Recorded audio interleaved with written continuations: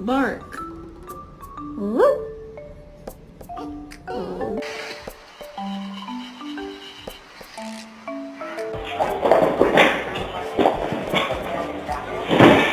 Riley, are you sad?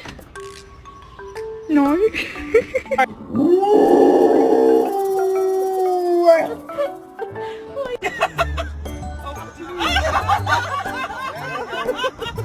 My hand is saying, right? Now you see how far apart these are, like nothing. It's nothing. Yeah, well, you don't know how to fucking jump! Look just like your mama. Oh, mama.